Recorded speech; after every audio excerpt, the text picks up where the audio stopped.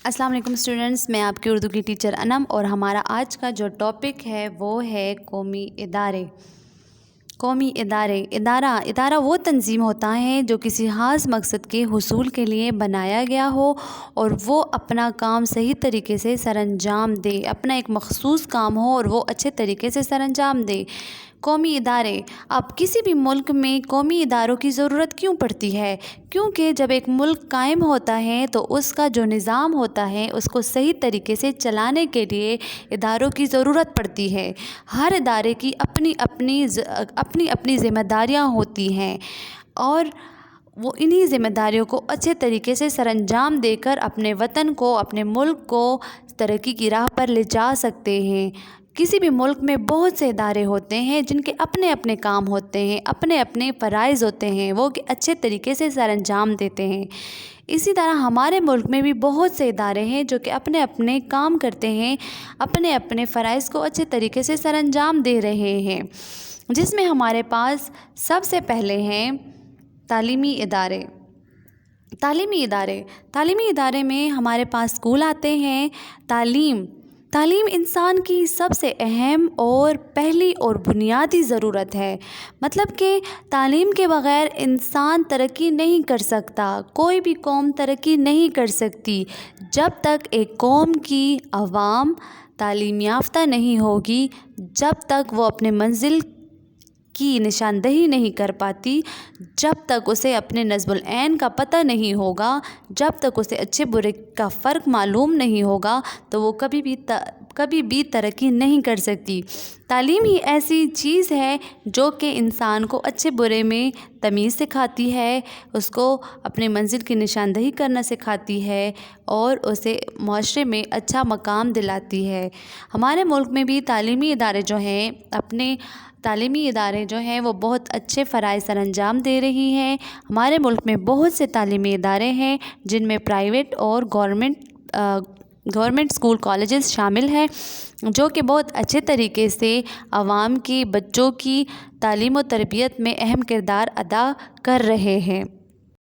हमारे पास दूसरा अहम इदारा है इदारा सेहत। मतलब कि हॉस्पिटल्स और हॉस्पिटल में काम करने वाले डॉक्टर और नर्सेज। अब सेहत जो है इंसान की उन नेमतों में से हैं जो कि अल्लाह ताला ने इंसान को बहुत सारी नेमतें अता की हैं, और सेहत एक ऐसी नेमत है जिसका कोई नेमुल बदल नहीं, क्योंकि जब तक एक इंसान सेहतमंद नहीं होगा तो वो कोई भी काम नहीं कर सकता, और वो तभी सेहतमंद रहेगा जब वो हिफ़्ज़ान सेहत के उसूलों को अपनाएगा, और वो अपनाएगा तभी जब उसको हिफ़्ज़ान सेहत के उसूल मालूम होंगे, पता होंगे। और यही डॉक्टर्स और यही नर्सें जो होती हैं वो हमें आवाम को बताती हैं कि हमें सेहतमंद किस तरह से रहना है, हमें अपनी ज़िंदगी, अपने सेहत को किस तरह से तंदुरुस्त करना है और हम अपनी ज़िंदगी कैसे अच्छी तरीके से गुजार सकते हैं। क्योंकि जब तक एक मुल्क की आवाम सेहतमंद नहीं होगी, तंदुरुस्त नहीं होगी, वो कभी भी तरक्की नहीं कर सकती। इसीलिए मुल्क की आवाम का सेहतमंद होना, तंदुरुस्त होना बहुत ज़रूरी है, और वो तभी होगा जब उनको हिफ़्ज़ान सेहत के उसूलों का पता होगा। तीसरा अहम इदारा है महकमा पुलिस।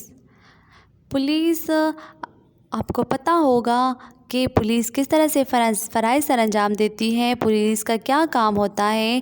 जी हाँ, पुलिस का काम होता है चोरों को पकड़ना, जुल्म करने वालों को पकड़ना, और जो लड़ाई झगड़े करते हैं उनको पकड़ना। क्योंकि एक मुल्क में सबसे अहम काम यही है कि सबसे अहम ज़रूरत यही है कि इस मुल्क की आवाम में भाईचारा हो, मोहब्बत हो, अदल और मसावात हो, तभी वो तरक्की कर सकते हैं और तरक्की की राह पर चल सकते हैं।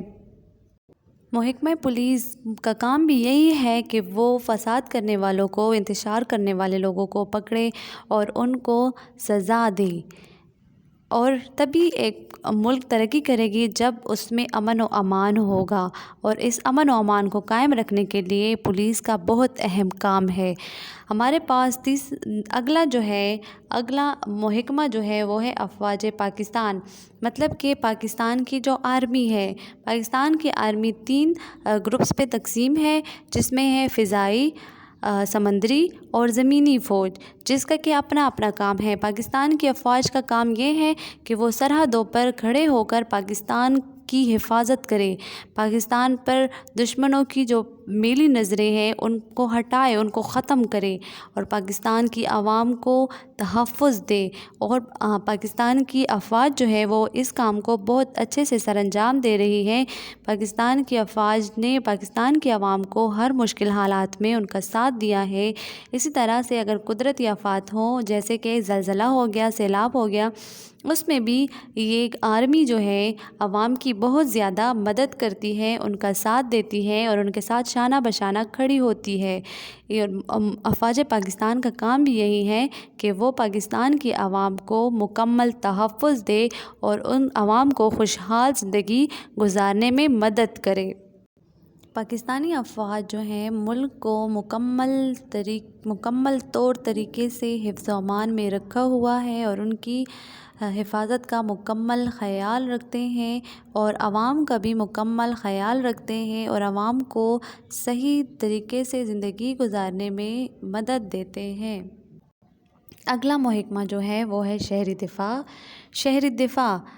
شہری دفاع جو ہے وہ مطلب کہ پاکستان کی جو عوام ہے ان کو قدرتی آفات میں ان کی مدد کرنا، اور شہری دفاع ایسا ادارہ ہے جس میں کام کرنے والے لوگوں کو تربیت دی جاتی ہے تاکہ وہ قدرتی آفات میں لوگوں کی زندگی کو بچا سکیں، جیسے کہ کہیں آگ لگ جائے، زلزلہ آ جائے یا سیلاب آ جائے تو شہریوں کو اور ان کو کس طرح سے حفاظت دی جائے، ان کے نقصانات سے بچانے کے لیے کیا کرنا چاہیے۔ تو اس طرح کے شہری دفاع کے جو ادارہ ہے وہ شہریوں کو اس طرح کی تربیت دیتا ہے تاکہ وہ پاکستان کی عوام کو اور لوگوں کو تباہ کاریوں سے بچائے اور ان کی مدد کرے تاکہ وہ پرسکون زندگی گزار سکے اور خوشحال زندگی گزار سکے اور پاکستان کی عوام اپنی زندگی کو خوش اسلوبی سے گزار سکیں۔ اور یہ رضاکار جو ہوتے ہیں بلا معاوضہ، مطلب کہ گورنمنٹ کی طرف سے یہ سیلری نہیں لیتے، بلا معاوضہ یہ اپنا کام کرتے ہیں اور بلا معاوضہ یہ اپنی خدمات پیش کرتے ہیں اور عوام کی خدمت کرتے ہیں، عوام کو نقصانات سے بچاتے ہیں، عوام کو خوش رکھنے کی کوشش۔ ان کے علاوہ بھی بہت سے ادارے ہیں جو عوام کی فلاح و بہبود کے لیے اپنی خدمات سر انجام دے رہے ہیں، اور ان میں جو ہے پیغام رسانی کے ادارے سر فہرست ہے اور صحافتی ادارے۔ صحافتی بولتے ہیں جو نیوز کا ادارہ ہو گیا، جو کہ نیوز ہو گیا، اخبار والے ہو گئے، یہ ہمارے پاس صحافتی ادارے ہیں جو کہ ملکی حالات سے عوام کو آگاہ کرتے ہیں اور ان کو حقوق کا شعور پیدا کرنے میں سرگرم عمل ہے۔ مطلب کہ صحافتی ادارے جو ہیں ملک میں ہونے والے حالات سے عوام کو آگاہ کرتے ہیں اور عوام گھر بیٹھے ملک میں ہونے والے حالات سے واقف ہوتی رہتی ہے۔ امید ہے آپ لوگوں کو سمجھ آ گئی ہوگی۔ آپ اس سبق کو پڑھیں اور اس کے سوالات کے جوابات یاد کریں اور اس کی اچھی سی پریکٹس کریں۔ ٹھیک ہو گیا؟ Thank you. اللہ حافظ۔